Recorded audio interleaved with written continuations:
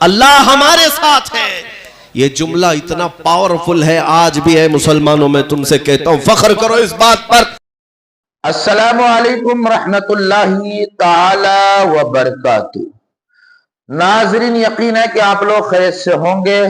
अल्लाह तबारक व तआला के बारगाह में दुआ करता हूं कि अल्लाह ताला हम सबको खैर से रखे।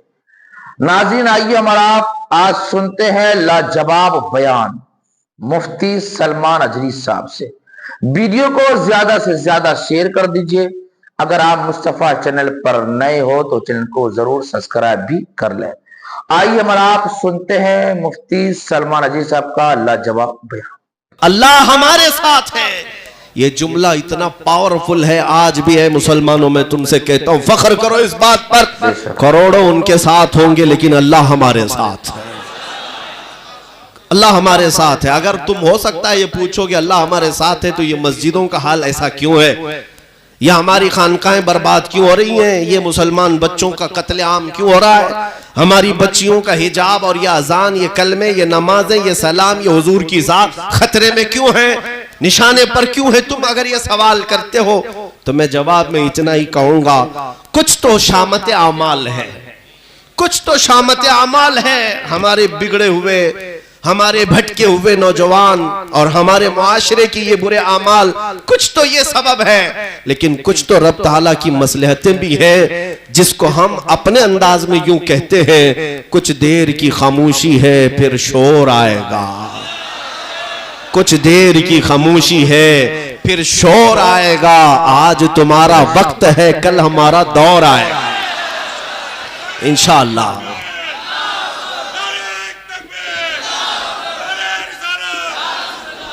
मेरे अजीजों, इकबाल ने यह भी कहा था, जरा नम हो तो बड़ी जरखेज है ये मिट्टी। किसके लिए कहा है? इसी तबके के लिए कहा है। नौजवानों, तुम्हारे पास फौलादी ताकतें हैं, तुमने अपने आप को आज तक महसूस नहीं किया। तुमने ऐरे गैरे नत्थु खेरे की इक्तिदा में अपने आप को बर्बाद कर लिया, तुमने आइडियल किसी और को बना लिया।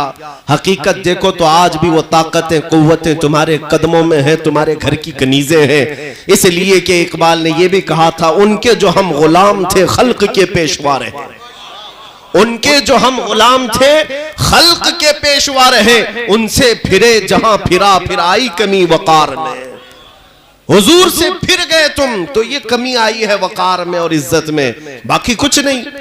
जो लोग ये कहते हैं कि मुसलमानों के पास अब ताकत और कुव्वत, सियासत, हुकूमत, दौलत, इज्जत कुछ नहीं है, मैं कहता हूं ये चीजें कब हमारे पास आई थी, कब थी? वो 313 निहत्ते साहबा जो बद्र में गए थे, मियां उनके पास कौन सी ताकत थी, कौन सी दौलत थी? उनके पास तो 10 लोगों के दरमियान 2 खजूरें होती थी खाने के लिए। हाँ, लेकिन मदीने से निकलते थे तो कैसर और किसरा भी कांपने लगते थे। उनके पास कपड़े वो थे जो जगह जगह से पैबंद लगे हुए थे। कभी हमने इन तमाम दौलतों पर फख्र करना सीखा नहीं, और ये असबाब हमारी कामयाबी का जरिया नहीं। हमारी कामयाबी का जो जरिया है और हमारे सरबुलंदी की जो राज, सरबुलंदी का जो राज है, वो न ताकत है, न हुकूमत है, न सियासत है, न दौलत है। वो हमारी सरबुलंदी और सरफराजी का जो राज है वो सिर्फ और सिर्फ इतना है, हमें करनी है शहंशाह बतहा की रजा जोई। वो अपने हो गए तो रहमते परवरदिगार अपनी। मेरे अजीजों, आज मैं दावत यही देने आया हूं नौजवानों को। कुरान तुम्हारे मुतालिक ये कहता है, कुंतुम खैर उम्मतिन, तुम सबसे बेहतरीन उम्मत हो तमाम इंसानों में। तुम लोगों को अच्छाई का हुक्म देते हो, बुराइयों से रोकते हो, और अल्लाह पर बगैर देखे ईमान लाते हो।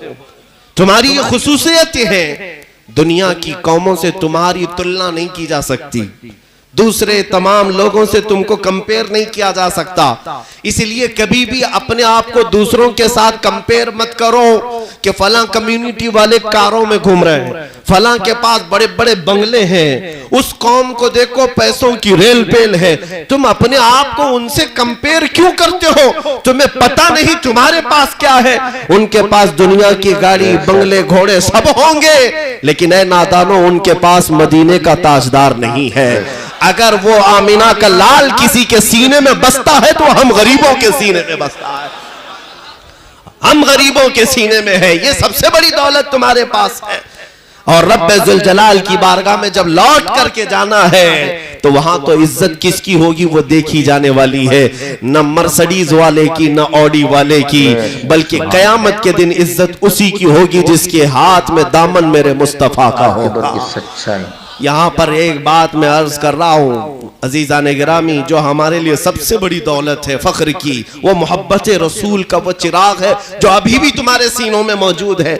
मैं नाउम्मीद नहीं हूँ, मैं नाउम्मीद नहीं हूँ और ना ही मैं एहसासात को मारने वाला आदमी, बल्कि मैं जानता हूं आज भी हमारी कौम, मैंने हिंदुस्तान के चप्पे चप्पे में दौरे करके देख लिया हमारे नौजवानों के मुतालिक या मुसलमानों के मुतालिक, कुछ बातें तो हैं ये बिगड़े हुए हैं, हालात के मारे हुए हैं, फैशन ज़दा हो गए, नमाजों से दूर हैं, कुछ नेकियों से भी दूर हैं। लेकिन मैंने चीज महसूस की है, गुनहगार तो हो गए हैं लेकिन गद्दार नहीं हुए। गुनहगार तो हो गए लेकिन गद्दार नहीं हुए। गुनहगार की बख्शिश है, गद्दार की बख्शिश नहीं है। इसीलिए अब हमारी उम्मीदें जागी हुई हैं कि गद्दार नहीं हुए। इसकी सबसे बड़ी अलामत यह है कि इधर कोई हुजूर का नाम लेता है, बगैर किसी हुक्म के लोग अंगूठों को चूम लेते हैं, आंखों से लगा लेते हैं। तुम्हें किसने कहा हुजूर के नाम को चूम कर आंखों से लगाओ? इधर अशहदु अन्ना मुहम्मदर रसूलुल्लाह कहा जाता है। हर एक के लब चूम करके अंगूठों को आंखों से क्यों लग जाते हैं? यह अलामत है कि दिल के अंदर अभी चिराग मुस्तफा का जल रहा है, उस मोहब्बत का चिराग मौजूद है। बस इस दिया की रोशनी को और थोड़ा शोला बनाने की देर है। जिस दिन ये चिराग शोला बनेगा इंशाअल्लाह अज़ीज वो वक्त आएगा जब मुझ जैसा एक कमतर आदमी नहीं, तुम हर मोहल्ले में एक एक सलमान जरूर देखोगे, हर बस्ती में देखोगे। मैं अपनी तारीफ के लिए बात नहीं कर रहा, मैं तहदीस नेमत के लिए कह रहा हूं। आज अगर तुमको मुझसे मोहब्बत है तो इसलिए नहीं है कि मैं किसी बड़े खानदान का बेटा हो, बल्कि सिर्फ मुझसे मोहब्बत इसलिए करते हो कि मेरे मुस्तफा की हदीसें या बातें किया करता है, हुजूर पाक सल्लल्लाहु तआला अलैहि वसल्लम की मोहब्बत की बात करता हूं। यही इज्जत है। और कल को देखोगे जिस दिन ये चिराग थोड़ा और बुलंद हुआ इंशाअल्लाह अज़ीज हमारे हर गली का बच्चा उस कुफ्र की तागूती ताकतों को ललकारता हुआ नजर आएगा। इंशाअल्लाह अज़ीज वो दिन आना है जिसको इकबाल ने कहा था कि निकल करके सहरा से जिसने उलट दिया था तख्ते रोमा को, सुना है कुदसियों से मैंने कि वो शेर फिर होशियार होगा, वो शेर फिर होशियार होगा। अब वो वक्त आने वाला है, थोड़ी आजमाइशें जरूर होंगी, लेकिन तुम्हें अपना इत्तेहाद, अपनी यूनिटी, अपना इत्तेफाक बरकरार रखने की जरूरत है। उलमा के माबैन इख्तिलाफात जिस दिन खत्म हो जाएं, ये ताकत इस कदर मजबूत हो जाएगी कि इसका अंदाजा नहीं कर सकेंगे, इसका अंदाजा नहीं कर सकते। आपको पता है अल्लाह तबारक व तआला ने अपने हबीब सल्लल्लाहु अलैहि वसल्लम को एक खुसूसियत अता की। खुद मेरे आका फरमाते हैं नुसिरतु बिर्रुअबी, अल्लाह ताला ने मुझे रौब के जरिए से मदद किया है। रौब क्या है? दुश्मनों पर उनका खौफ, दुश्मनों के दिलों पर हुजूर का खौफ। कितनी दूर से? हदीस में 500 मील दूर अगर दुश्मन है वहीं से हुजूर के नाम से खौफ से कांपने लगता है। यह अल्लाह ताला की तरफ से दिया हुआ रौब। और बुजुर्गाने दीन फरमाते हैं रसूल पाक सल्लल्लाहु ताला अलैहि वसल्लम की बरकत से अल्लाह ने उनकी उम्मत को भी ये रौब अता किया है। उनकी उम्मत के उलमा, मशाइख और उम्मत के मुत्तकीन को ये रौब मिला है। और चाहे वो दसियों की तादाद में कि सैकड़ों की तादाद में, अल्लाह ने तुम्हें रौब के जरिए मदद फरमाया। रौब तुम्हारा मौजूद है, खौफ है, मौजूद है। आज मुझे ये बात समझ में नहीं आती। आज एक हैरत की बात है, हमारा मुल्क अजीज, हम तो यहां पर पैदाइशी हैं, आंखें यहीं खोलें, बचपन से देख रहे हैं। हमसे बड़े भी बुजुर्ग यहाँ बैठे हैं, कई नशेब व फराज इन्होंने अपनी जिंदगियों में देखे होंगे। आजादी के वक्त के भी लोग मौजूद हैं, उसके बाद के भी लोग मौजूद हैं। जमाने में कुछ सख्तियां, कुछ नरमियां आती जाती रही, लेकिन अभी पिछले चंद सालों से एक ट्रेंड जो चला हुआ है, ऐसा लगता है कि हिंदुस्तान में सिर्फ मुसलमान ही है और कुछ नहीं है। सारे मीडिया चैनल में सिर्फ मुसलमान ही है। कभी कभार ये सुनकर फख्र भी होता है कि अल्हम्दुलिल्लाह हमारा ही हमारा है, जिक्र जहां देखो हमारा ही हमारा है। 24 घंटे उनके पास टॉपिक कुछ नहीं, अजान ही अजान है, बुरका ही बुरका है, हलाल गोश्त है। पता नहीं इन तमाम डिबेट्स और टॉपिक्स पे कितने ऐसे लोग जो कभी करीब से सुने नहीं थे वो भी सुन करके इंशाअल्लाह अजीज इस्लाम के करीब आएंगे। इसीलिए मैं कहता हूं अभी हमारी मुंबई की सरजमीन से एक कागजी शेर, कागज के शेर बहुत सारे होते, मौसम में उतरते और चैलेंज करने लगे कि हम अजानों को अगर इसी तरह से होती रही तो मस्जिदों के बाहर आएंगे और हमारे पाठ पढ़ेंगे और हनुमान चालीसा करेंगे। ये सिर्फ और सिर्फ भड़काने के लिए, चंद लोगों को वरगलाने के लिए। इन कागजी शेरों से मैंने कहा मुसलमानों डरने की जरूरत नहीं। मैंने जवाब में सिर्फ इतना ही कहा, आपको पढ़ना है शौक से आओ, 5 मरतबा आओ हमारी मस्जिद के पास, हम अजान देंगे, तुमको पढ़ना है, अपना पाठ पढ़ना, अपना संगीत, अपना गीत गाना है, मस्जिद के बाहर आओ। देखते हैं पाबंदी कौन करता है। मियां नमाज पढ़ना ये सबके बस की बात नहीं, इन औकात की पाबंदी करना ये सबके बस की बात नहीं। बहरहाल आप तो जाओ, आ जाओ, पाठ पढ़ोगे, संगीत पढ़ोगे, जो कुछ करना है करो। मेरा ये विजदान कहता है चंद दिन तुम अजान सुनोगे फिर तुम्हारी भी जुबान से अल्लाहू अकबर निकलने लगेगा। अजान का असर ये है। अरे मियां ये जबरदस्ती कागजी शेरों ने डरा रखा है, वरना आम हिंदू दुश्मन नहीं है अजान के, आम हिंदू दुश्मन नहीं। आज भी हमारी मस्जिदों के बाहर अपने बीमार बच्चों को लेकर आते हैं।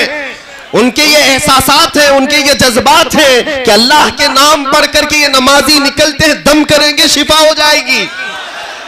और मैं कहता हूं अल्हम्दुलिल्लाह, तुम आओगे, पाठ पढ़ोगे, दुश्मनी लगाने की बात करते हो। चंद दिन अनजान लोगों को भेजो और करने दो, 40 दिन गुजरने दो, फिर देखो। हम तो अकीदा ये रखते हैं अजान पढ़ने से पागल अच्छे हो जाते हैं, हाँ जिन्नात भाग जाते हैं, शैतान भाग जाते हैं। हमारा मुअज्जिन पुकारता रहेगा, एक दिन तुम्हारा भी शैतान भागेगा। खौफ, इसलिए मेरे अजीजों आला हजरत का वो शेर हमारे हौसले बुलंद करता है। आपने फरमाया था खौफ ना रख रजा जरा, तू तो है अब्दे मुस्तफा। खौफ ना रख रजा जरा, तू तो है अब्दे मुस्तफा, तेरे लिए अमान है, तेरे लिए अमान है।